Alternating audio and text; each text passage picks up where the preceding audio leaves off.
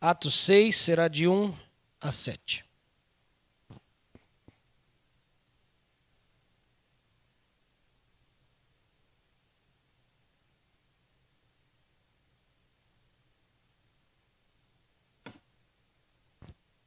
Diz assim a palavra do Senhor.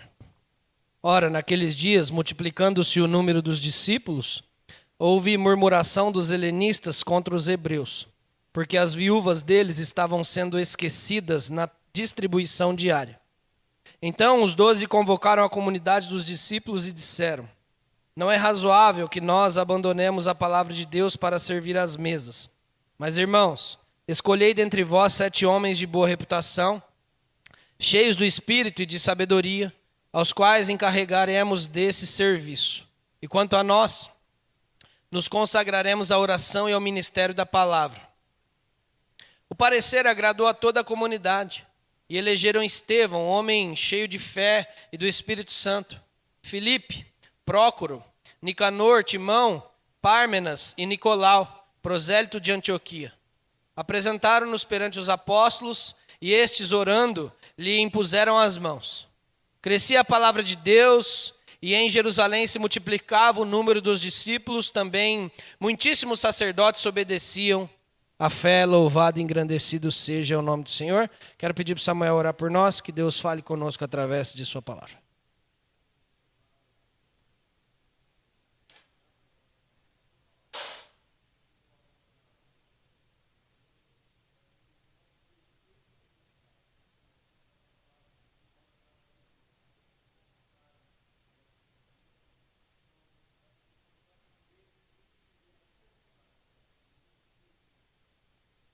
Amém. Irmãos, eu creio que na semana passada nós falamos sobre um tema um pouco polêmico entre igrejas, mas um tema bastante bíblico, que é o crescimento de igrejas. Toda igreja, a Bíblia fala que é um organismo vivo porque é um organismo de pessoas. Todo organismo vivo deve crescer. É natural, é um processo natural de igrejas, o crescimento. Então, nós que seguimos uma lição aqui como direcionamento dos nossos cultos de ensino de quarta-feira, ele sugere uma coisa aqui muito interessante. Ele sugere que uma pergunta que o pessoal está fazendo que não deveria fazer sobre o crescimento da igreja é: o que fará a nossa igreja crescer? Essa é uma pergunta que você não deve fazer. O que eu vou fazer de programações? O que eu tenho que fazer para que minha igreja cresça? O autor fala que esse pressuposto é errado. Que na verdade a pergunta que nós deveríamos fazer é: o que nós estamos fazendo do porquê nossa igreja não está crescendo? Porque se nossa igreja é um organismo vivo que cresce, instituído por Deus, e a Bíblia mostra muito claramente que é Deus que acrescenta, é Deus que converte, é Deus que envia. Então o que nós estamos fazendo para que a nossa igreja não está crescendo? Ou o porquê nossa igreja não está crescendo? A pergunta é diferente. E geralmente, se a nossa igreja não cresce, obviamente, tem pecado envolvido no meio. Muitas vezes, pecados que são jogados embaixo do tapete. Essa é a pior bobagem que a gente pode fazer. A melhor coisa, quando nós estamos em pecado, é nós enfrentarmos o pecado. Porque como diz um grande tutor meu, é mais bonito nós ficarmos vermelhos, enfrentando o nosso pecado por 5 minutos, do que amarelos a vida inteira tentando cobertar e esconder o nosso pecado. E muitas vezes, nós como igreja deixamos de crescer por causa dessas coisas. Porque nós mesmos atrapalhamos esse crescimento. Nós mesmos espantamos as pessoas. E esse texto mostra uma igreja, a igreja de Jerusalém. Esse texto que é escrito por Lucas, né? Você sabe muito bem que Lucas escreveu o Evangelho de Lucas e Atos dos Apóstolos. E é muito interessante. Nós poderíamos dividir, né, o evangelho de Lucas como o evangelho mais detalhista do nosso Senhor Jesus Cristo. O evangelho que conta nos mínimos detalhes a vida de Jesus, ou o que mais conta sobre os mínimos detalhes. E aqui, Atos dos Apóstolos, ele mostra basicamente o ministério, onde em Lucas ele mostra o ministério de Jesus. Apesar do texto chamar Atos dos Apóstolos, talvez o melhor nome para Atos dos Apóstolos seriam os Atos do Espírito Santo, o ministério do Espírito Santo. Porque é muito claro isso. É muito claro que após a descida do Espírito Santo, o Espírito Santo começa a agir, a acrescentar pessoas, trazer pessoas ao arrependimento, disciplinar pessoas, como é no caso aqui do capítulo 5, Ananias e Safira, disciplinar, mas continuar trazendo crescimento para a igreja. Porque o crescimento da igreja, no fim de tudo, vai gerar glórias ao nome do próprio dono da igreja.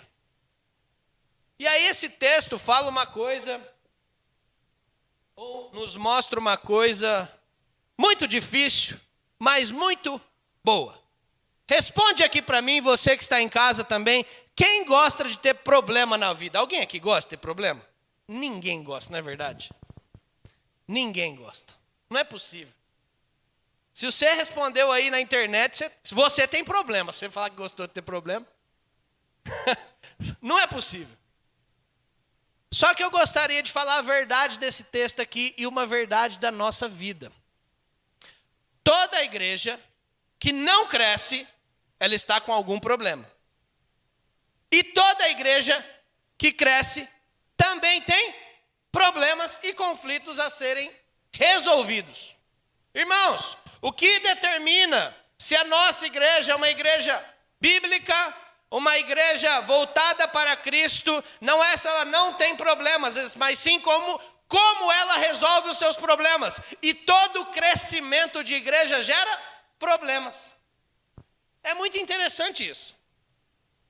Porque não é assim que a gente pensa? A gente naturalmente pensa assim, a nossa igreja está crescendo. Deus tem abençoado, agora parece que nós vamos viver tempos de paz. Mas não. Coisa interessante. Parece que é tempos de guerra. E eu poderia provar para você, biblicamente, tranquilamente, através da Bíblia e da história da igreja, que em quais tempos a igreja mais cresceu? Em tempos de guerra. Quando eu estou falando em tempos de guerra, eu não estou falando em pecados embaixo do tapete, em coisas que a igreja está tomando de decisões erradas. Eu estou falando das guerras que acontecem por causa do crescimento. Sobretudo, guerras espirituais. Porque quanto mais nós crescemos, mais nós incomodamos as pessoas. Hoje mesmo jogaram um vídeo, que lançou mais um filme na Netflix sobre ideologia de gênero. Quer ver uma guerra boa para a gente entrar na cidade? Quando a gente construir nossa escola, que a gente vai falar, nós vamos ensinar para o seu filho que homem é homem, mulher é mulher. E acabou, não tem mais nada. Acabou. Muita gente vai gostar e muita gente vai guerrear. Guerra. Mas é isso. É a verdade a todo custo. E aí isso gera antipatia em várias pessoas. Porque vão começar a nos acusar. Preconceituosos, retrógrados, machistas, ou algo parecido com isso. Burros, porque não é assim que os cristãos foram tratados ao longo da história? Aquele povo que não estuda, tem que ter mais a mente aberta, né? Enquanto a base de muitos países foi construída através de cristãos. É só você dar uma pesquisada assim, básica, bem por cima, e você vai ter certeza do que eu estou falando. Mas o crescimento da igreja gera conflitos. A igreja estava crescendo, você deve se lembrar que nesse momento aqui, até um pouco antes desse momento, só existiam judeus, o povo da geografia de Israel no povo de Deus. Agora então é aberto esse povo para várias pessoas. E aí, diz o texto que houve murmuração dos helenistas contra os hebreus, o povo de Deus. Quem eram os helenistas? Os de origem grega. Porque a Grécia, na verdade, tem origem no deus Helen. Helenistas. Então, teve murmuração. E por quê? Olha que coisa interessante aqui. Aqui a murmuração estava certa. Porque eles tinham basicamente, vamos resumir assim, eles tinham um fundo de ação social na igreja, onde esse fundo cuidava de algumas partes, mas das viúvas também. E esse fundo de ação, essas pessoas que talvez estavam cuidando desse fundo de ação, elas estavam dando preferências para umas pessoas e estavam esquecendo as outras. Estava tendo um preconceito em um ministério da igreja, ou numa área que estava sendo cuidada.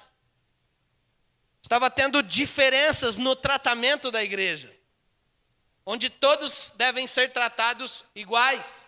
Obviamente, igual quer dizer nós olharmos cada situação, porque tem irmãos nossos que não precisam de uma cesta básica, mas tem irmãos nossos que precisam que nós paguemos uma conta de luz deles. Comida ele tem, por isso que nós devemos nos envolver com a pessoa, para saber a situação real. Mas devemos tentar ser no máximo justos com todas as pessoas. Então começou a ter esse problema nessa igreja que estava multiplicando-se, diz o versículo 6. Ora, naqueles dias, multiplicando-se o número dos discípulos, houve murmuração. Interessante, né?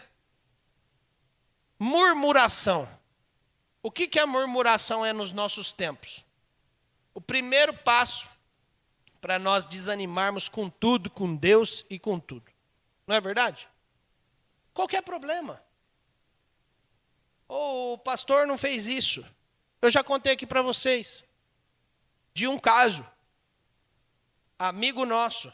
O cara saiu da igreja porque o pastor uma vez passou por ele e não o cumprimentou. Meu filho, pelo amor de Deus, hoje eu estou até com dengue, eu passei mal o dia inteiro e graças a Deus agora à tarde eu melhorei. Às vezes a gente está com a cabeça na lua, meu filho. Mas perceba, qualquer coisinha nos machuca e a gente quer ir para coisas extremas. E é interessante que a liderança dessa igreja que nós estamos falando aqui, tomou uma decisão sábia. Primeiro, eles analisaram a situação. E depois, eles distribuíram cargos ou distribuíram o serviço. Eu gosto de falar isso daqui. Eles distribuíram o serviço. Porque eu vou te contar uma coisa que pode doer em você. Sabe quem dá trabalho em igreja? Quem não trabalha. Quem está trabalhando muito, não tem tempo para dar trabalho. Você está fazendo, você está não sei o quê, você não tem tempo. Quem está servindo, quem não está... Cada um na sua, cada um no seu dom espiritual, cada um na sua área, tem que estar envolvido com a igreja. E aí, eles tomaram essa decisão que foi muito boa. Eles disseram: não é razoável que nós abandonemos a palavra de Deus para servir à mesa. Mas escolhei dentre vós 7 homens de boa reputação. Eles não estão falando aqui de privilégios, e sim cargos ministeriais dentro da igreja. É muito interessante quando nós pensamos no corpo de Cristo, você vai concordar com isso. Cada um na sua. Meu irmão, presta atenção. Você tem uma habilidade, um talento especial que Deus te deu para servir no reino de Deus. No reino. Você quer ver um exemplo muito simples mesmo? Vou tentar. Muitas pessoas já me falam assim: pastor, tentei começar um ministério de visitação a pessoas com câncer na minha igreja, mas ninguém vai. Eu falei: ninguém tem que ir mesmo, meu filho. A maioria das pessoas não tem nem estrutura para visitar pessoas com câncer, filho. É você. É você. É isso aí. Agora, talvez você vá no hospital visitar pessoas ou crianças com câncer. O outro vai mexer com morador de rua, o outro vai na área da música, o outro vai ajudar, o outro vai administrar, o outro vai cuidar de planilha, o outro vai cuidar da área da computação, o outro vai cuidar da divulgação, o outro vai cuidar da palavra, do ensino, o outro vai cuidar da oração, mas cada um vai trabalhar. E não estou falando que o trabalho tem que aparecer, meus irmãos. Até porque nós já falamos aqui várias vezes. É lógico que no reino de Deus não tem trabalhadores preferidos. Mas talvez quem sustenta a nossa igreja são aquelas pessoas que oram e a gente nem sabem. Que estão ali no cantinho, paradas ali, que você não, às vezes não dá nada porque é meio quieta. Mas estão ali todo dia aos pés do Senhor, orando pela vida do ministério de louvor. Orando pela vida do pastor, da família, orando pelos ministérios da igreja. Essa pessoa está sustentando a igreja em oração. Coisa maravilhosa. O negócio aqui é que você não pode ficar parado sem fazer nada. E é aí que está. Tem que chegar já. Não pode. Mas pastor, eu estou passando um tempo, me falaram isso. Estou passando um tempo, eu preciso ficar ótimo. Fique, meu irmão. Se você está muito machucado, fique. Nós vamos cuidar de você do que a gente pode. Mas já, vamos lá. A igreja, nós somos tratados, sendo tratados e tratando dos outros. A igreja é o trem mais doido do mundo. Você escolheu vir para o negócio mais louco do mundo. A igreja, ela é saudável, cuidando de dentro e alcançando os de fora. O pior absurdo que uma pessoa pode falar para você, escreve isso. Ah, mas nossa igreja está num tempo só de cuidar dos de dentro. Esse é o pior absurdo. Ninguém cuida dos de dentro deixando os de fora. A igreja é um ciclo. É tudo junto, meu irmão. Nós cuidamos dos de dentro, alcançamos de fora, fazendo missões. Vamos aqui, vão discipular. É tudo junto. É assim que é. Se a gente cuidar só dos de fora, a gente esquece os de dentro. A barriga dos de dentro fica murchinha. Se a gente só cuida dos de dentro, pode olhar o que eu estou falando. A cabeça fica muito grande. Vira uma igreja só de teólogos que sabem tudo, mas não fazem nada. Vazios, que julgam todo mundo, mas não põem a mão no arado. Então, igreja é assim. É estudo da palavra, é trabalho para os de fora, é cuidado com os de dentro, é tudo junto, é tudo junto. Não tem como, é assim que Deus estabeleceu. O nosso Deus, que o Senhor Jesus falou nos evangelhos que trabalhava até agora, estabeleceu o trabalho em nossa vida, uma rotina, uma dinâmica, e na igreja não é diferente. Isso é a coisa mais natural do mundo. E dentro dessa dinâmica, Deus traz o crescimento. Dentro desse crescimento aparecem os problemas. Aí sim, você precisa de pessoas que têm perfis de liderança. Isso não é só o pastor da igreja, mas pessoas que vão distribuir o trabalho. Ou pessoas que vão se dispor a trabalhar, que é um pouco mais difícil. Foi o que eles fizeram aqui.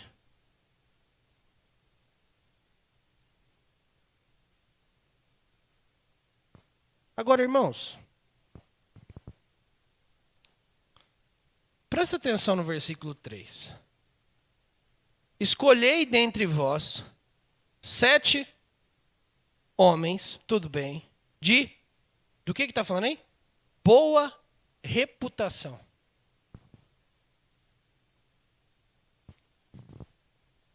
Talvez, o testemunho seja o que mais nós precisamos resgatar. E você resgata o testemunho tendo a vida aos pés do Senhor.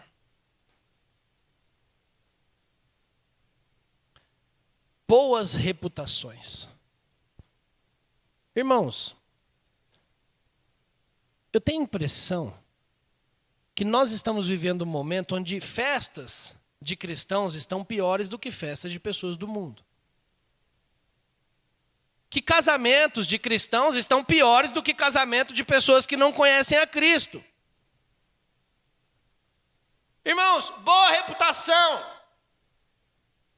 Rapaz, o que eu tenho brigado com gente por causa disso daqui, fala assim, ô esperto, a tua atitude influencia pessoas, filho, acorda para a vida.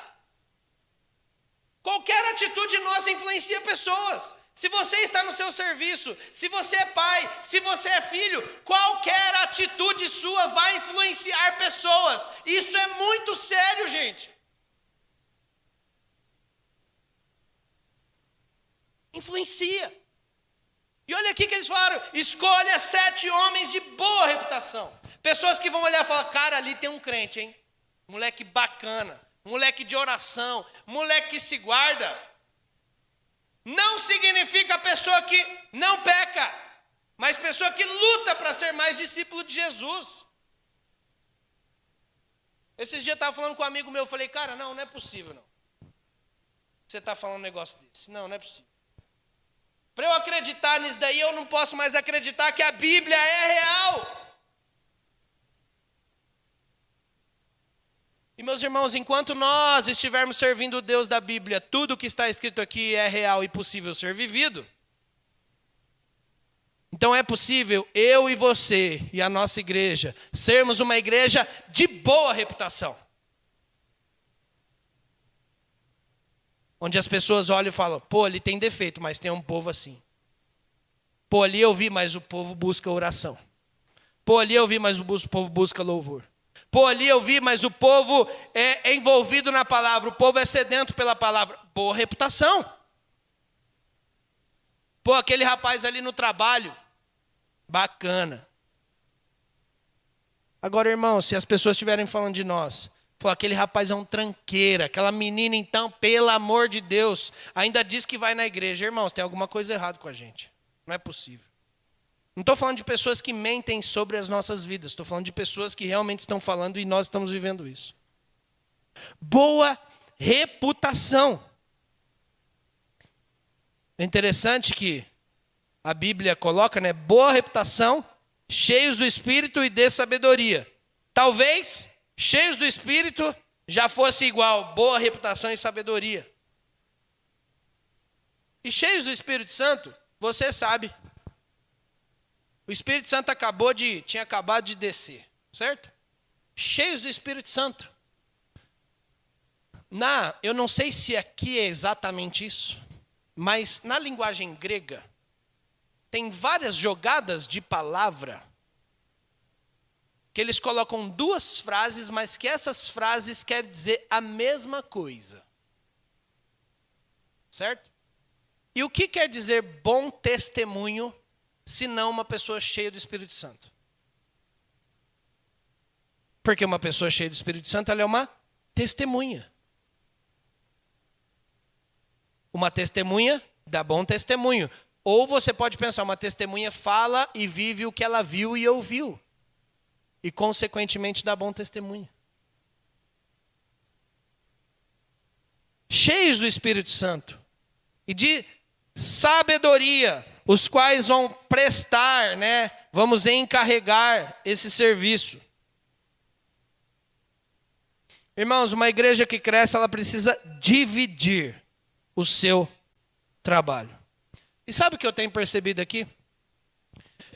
Irmãos, eu sou apaixonado por estatística, apaixonado. Eu gosto.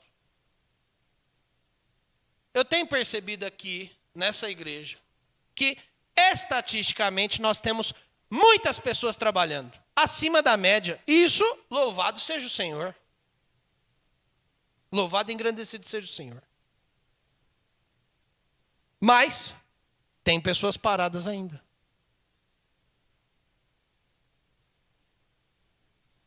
Eu agradeço a Deus de coração, porque quando nós olhamos as pessoas servindo, as pessoas fazendo, mas tem pessoas paradas. E sabe o que acontece quando tem pessoas paradas na igreja? o serviço não deixa de ser feito. Mas se tem pessoas paradas, tem pessoas sobrecarregadas. E quando uma pessoa está sobrecarregada, adivinha o que acontece com a qualidade do serviço prestado dela? Cai, é natural. Perceba, nós não estamos falando aqui agora, a pessoa precisa ter vida com Deus, sim. A pessoa precisa ter bom testemunho. Mas se ela serve em 5 áreas da igreja, ela precisa estudar, ela precisa se dedicar, ela não consegue mais. Como se ela servisse em 1, 2 só. Então, irmãos, se você está parado, você está prejudicando alguém que está fazendo. Por outro lado, você que está fazendo, meu irmão, não para de fazer não. O trabalho no Senhor não é feito em vão. E é bênção quando nós nos sobrecarregamos pelo trabalho da igreja. Sabe por quê? O trabalho da igreja não é para a sua glória, é para a glória de Deus. O trabalho da igreja não é para te servir, é para servir a comunidade. Quando nós fazemos, quando nós nos dedicamos, na verdade nós estamos servindo pessoas, pecadores que precisam ser resgatados aqui em José Bonifácio. Você já pensou nisso, na proporção disso?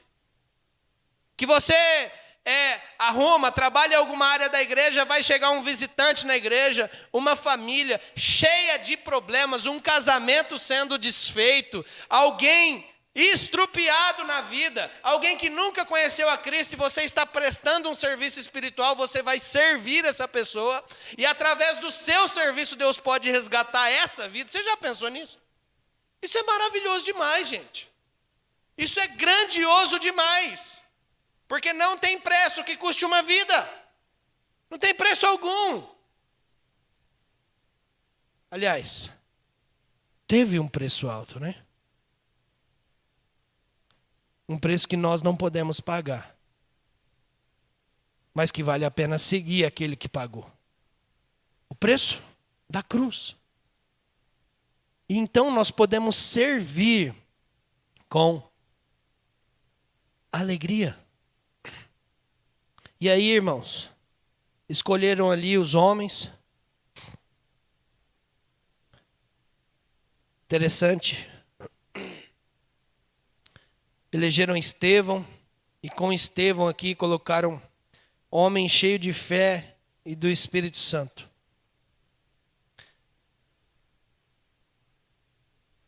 Esse mesmo Estevão que no capítulo 8 foi apedrejado. Irmãos, às vezes a gente olha a história de Estevão e acha que ele era um grande homem. Na verdade, o Espírito Santo dele, o Espírito Santo de Deus fez ele ser um grande homem. Estevão era gente igual a gente, pecador. E quando chega no capítulo 8 que ele vai ser apedrejado, que ele profere palavras de perdão sobre aqueles que estavam apedrejando, irmãos, não era a força dele. Era a força do Senhor.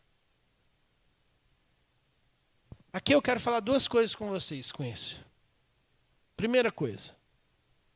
Sabe como é que você vai suportar o final dos tempos? Porque o Espírito Santo vai fazer a gente suportar. É só o Espírito Santo, irmãos.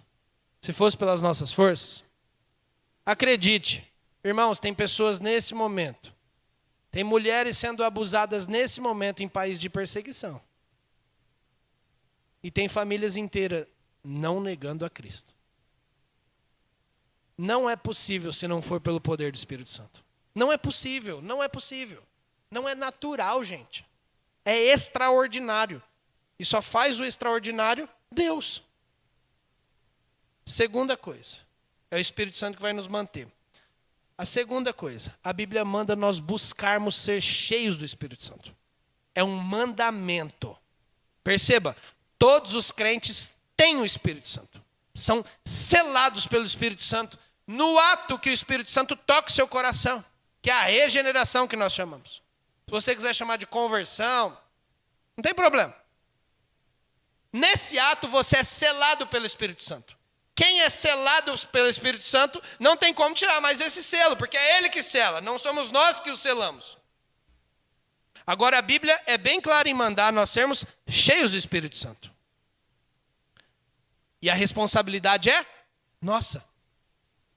Então, é responsabilidade nossa buscarmos ler a palavra. É responsabilidade nossa escutarmos canções que exaltam a Deus. É responsabilidade nossa. É eu que ligo o rádio. É eu que ligo a música. É eu que abro a palavra ou abro um site porcaria. É responsabilidade minha e sua. É responsabilidade nossa também. Tomar a decisão de virmos à casa do Senhor. Responsabilidade nossa. A Bíblia não nos isenta de responsabilidade. Não confunda a sua salvação, que vem somente de Deus, e somente dele, e é tudo por ele, e tudo ele que fez. Você não fez absolutamente nada, acredite. Não confunda a sua salvação com as suas responsabilidades, que essa salvação que você recebeu de graça trazem para você. Isso é responsabilidade nossa. Quando a Bíblia está falando aqui de bom testemunho, é responsabilidade nossa. Fugir da aparência do mal. Parar de converseiros torpes. Parar de coisas erradas. Responsabilidade minha e sua. Então a Bíblia fala que Estevão era um homem cheio do Espírito Santo. Cheio do Espírito Santo. Diz o texto aqui que esses rapazes, foram apresentados aos apóstolos e orando lhes impuseram as mãos. Basicamente, é o reconhecimento da autoridade para aquele serviço. A imposição de mãos. Olha, essas pessoas vão exercer esse ministério aqui. Basicamente significa isso. E aí então, o texto dá a entender. Se você prestou atenção no texto, o texto não traz a resolução do problema, é isso que é legal. Não traz, não fala assim, ficou tudo bem, tal. Só fala que eles resolveram o trabalho, colocaram mais pessoas para trabalhar. Mas, obviamente, pela construção do texto, dá a entender que resolveram o problema. Até porque se colocaram pessoas cheias do Espírito Santo para resolver ali, foi resolvido o problema. E aí, acontece mais uma coisa na igreja. O que acontece no final? Deus continua fazendo o que Ele sempre fez em nossas igrejas. Deus continua cumprindo o que Ele sempre falou que faria, porque Deus é fiel. Essa igreja resolveu seus problemas. E Deus continua apenas fazendo o feijão com arroz que Ele falou que faria. E o que Deus faz nas igrejas? Crescia a palavra de Deus em Jerusalém, e em Jerusalém se multiplicava o número dos discípulos. Também muitíssimos sacerdotes obedeciam à fé. Sabe o que acontece com igrejas que resolvem os seus problemas e não os jogam para baixo do tapete como se isso fossem resolver?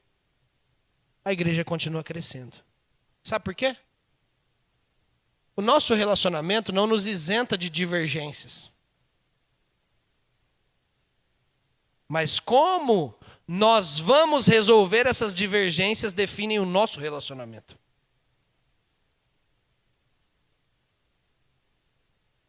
A nossa amizade, talvez até de pastor e membro, não nos isenta de divergências. Divergências com relação à igreja, litúrgicas, teológicas, divergências bíblicas. Mas como vamos resolver isso que determinará a nossa amizade, a nossa caminhada? E lembre-se, como resolvemos isso, tem que ter o filtro na palavra. E não no que eu penso ou o que você pensa. E aí o nome de Deus é glorificado. E Deus continua abençoando. Louvado seja o Senhor. O final aqui da lição fala de um livro do Rick Warren, um dos melhores livros sobre igreja, chamado Igreja com Propósitos. Vale a pena muito ler. E ele dá alguns exemplos de como devemos fazer com a nossa igreja, pensando em crescimento. E ele fala assim, Igrejas dirigidas pela tradição sempre dizem, nós sempre fizemos assim e vamos continuar fazendo assim. Igrejas dirigidas por personalidades sempre vão dizer o que o líder da igreja deseja. Igrejas dirigidas pelas finanças só querem saber quanto isso vai custar. Igrejas dirigidas por programas só falam que devemos fazer exatamente o que foi planejado. Igrejas dirigidas por construções diz que temos que formar o nosso prédio primeiro, tijolos, e depois pensamos nos homens. Igrejas dirigidas por eventos vão dizer sempre que a meta é manter o povo ocupado, então sempre inventando coisas novas. A igreja dirigida pela Bíblia é uma igreja dirigida apenas pelos propósitos eternos do Senhor. Esses propósitos eternos vão determinar até onde a tradição é boa. E é boa, nós não jogamos fora a tradição nem a nossa história. Um povo sem história é um povo sem vida. A história, ela nos ensina ou ela nos derruba. Por isso que a história é boa. Lógico que tem lideranças, lógico que tem programas. Tudo isso se torna bom quando nós temos um propósito por trás disso. E o nosso propósito, como já foi dito aqui, é um só: adorar a Deus. Lembre-se disso. 3 As. 3 As. Nós adoramos a Deus. Como nós adoramos a Deus como igreja? Apenas fazendo 2 coisas. Alcançando os perdidos. Alcançando os perdidos. E, segundo A, ou terceiro A, alimentando aqueles que foram achados. É para fora e para dentro. A igreja só faz isso. Nós só devemos fazer isso. Nós adoramos a Deus. Como? Nós alcançamos os perdidos e alimentamos os achados. Alcançamos os perdidos e alimentamos os achados. Você quer traduzir para a linguagem mais simples para você? Nós fazemos missões fora e discipulamos os de dentro. Para fora e para dentro. A igreja só faz isso. Só faz essas coisas. O resto, como nós vamos fazer essas coisas, pode variar. Pode ser quase de qualquer forma. Mas tem que estar incluído isso. Então, para fora e para dentro. É assim que a igreja cresce. É assim que a igreja se fortalece. É assim que a igreja glorifica a Deus, porque o próprio Deus vai trazer o crescimento pela igreja, para a igreja. E aí, irmãos, concluindo, o nosso pedido é que a nossa igreja apenas continue obediente. Sabe por quê? Porque se você sonha com uma igreja relevante, eu sonho com isso também. Lógico que nosso primeiro objetivo deve ser agradar a Deus. Mas se nós estamos numa igreja, nós podemos influenciar a cidade de José Bonifácio. Mas se você sonha com uma igreja relevante, apenas a nossa oração deve ser que nós possamos continuar sendo obedientes ao Senhor. Pode deixar que Deus vai trazendo, Deus vai acrescentando, Deus vai dando todas as oportunidades. Então vigie o seu coração. Vigie o seu coração. O resto pode deixar que Deus faz. E Deus, a Bíblia fala que Ele faz muito além do que pedimos, sonhamos, ou pensamos, ou planejamos. E isso é totalmente maravilhoso nós pensarmos nisso. Que Deus abençoe a sua vida e possa te usar para a honra e glória dEle. Vamos orar ao Senhor. Senhor, obrigado pela Tua palavra. Obrigado a Deus pelo exemplo dos nossos irmãos que resolveram um conflito de forma saudável. Muito obrigado, Senhor, por tudo. Senhor, o nosso pedido é que a IPJB seja uma igreja fiel. Apenas isso. Humilde diante do Senhor. Uma igreja que seja encontrada em oração. Uma igreja que o povo busque a palavra. Uma igreja que continua fazendo missões. Em nome de Jesus, Pai. O resto nós sabemos que o Senhor vai cumprir. O Senhor traz crescimento, o Senhor traz oportunidades, o Senhor traz influência, recursos. Isso é tudo do Senhor. Nós só queremos que o Senhor cuide do nosso coração, Pai. Deus, traga arrependimento, Deus, para quem precisa, em nome de Jesus. E Deus, para aqueles que estão de pé, que nós possamos tomar cuidado para que não caiamos, ó Deus. Em nome de Jesus, Pai. Nos dê sempre humildade diante do Senhor. Nos dê reverência à Tua palavra. Nos dê alegria de servirmos ao Senhor, mas também muito respeito ao Senhor. Cuida de nós, em nome de Jesus é que oramos, amém.